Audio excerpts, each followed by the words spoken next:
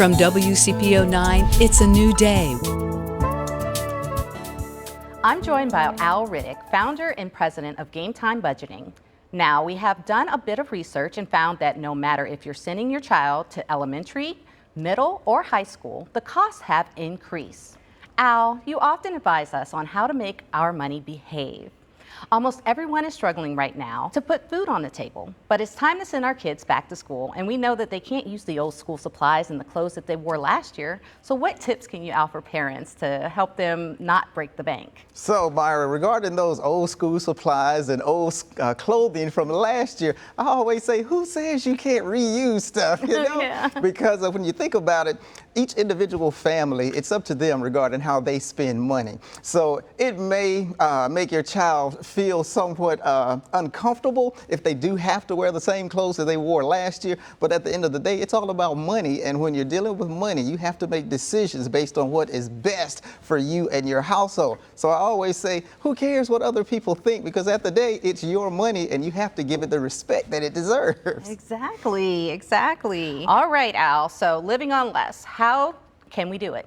So first of all, when we say living on less, okay, obviously inflation is impacting every household these days. So because goods and services are costing more, you have to be very, very meticulous about your budget. Now, I know I'm saying the B word, Myra, and that's a word that a lot of people don't like to hear. But let's just look at this in real life situations. Yeah. Doing a budget is nothing more than giving your money instructions so that it will behave. All of us have a specific amount of money that we can utilize throughout a particular month. So when you give your money instructions and ensure that it will not behave, you can make sure that you don't have to go into debt to purchase some of these school supplies or backpacks and things of that nature. So at the end of the day, count the money and then give it instructions that it deserves so your money will behave. Recently, the Bureau of Labor Statistics announced that consumer prices during the past 12 months are at their highest level in 40 years.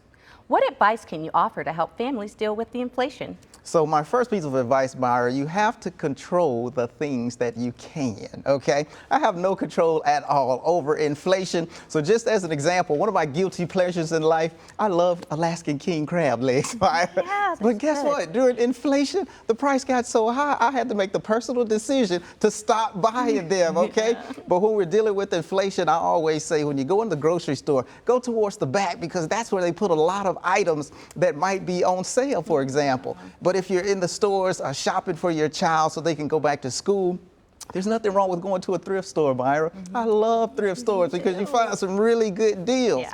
Besides that, you could actually partner with a group of parents in the neighborhood just to see what items they might have more of that they really don't need, so your child could possibly benefit that way as well. So I always say just be resourceful because nobody wants to spend more money than they have to. And there are tons of ways to save money, and you could even shop online as an example to do some price comparison just to make sure you're getting the best bang for your buck. Now, more than ever, financial literacy is at the top of mind for many people. What simple tips do you have so the average household can avoid financial mistakes? So the first thing I always tell people to do is count your money. Now, because we live in a very high-tech society, we make decisions all day long and we never actually count money, Myra. So think about it. We're kind of setting ourselves up for failure when we do that. So before you spend any amount of money, count the cost, because how do you know it can fit in your budget? And one of the things that I always ask myself is this: if I'm about to purchase something, can I really afford to buy it twice? And if the answer is no, then maybe I don't need to put that item in my cart because it may end up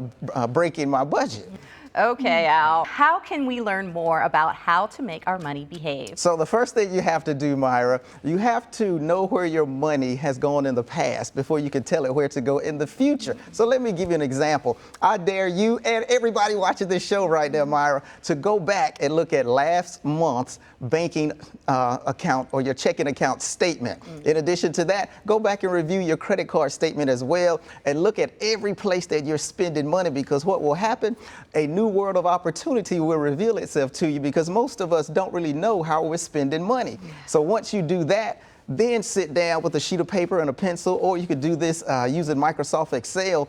Put a line at the top that says income, and then start to categorize every expense within your household. Now make sure that after you spend this money virtually, the income exceeds the expenses, because if it's in reverse, that means you're living paycheck to paycheck or paycheck to broke. And you know what I mean? Yes. But at the end of the day, count the money, give it directions, and track your spending as well to ensure that you are staying within the boundaries of your income.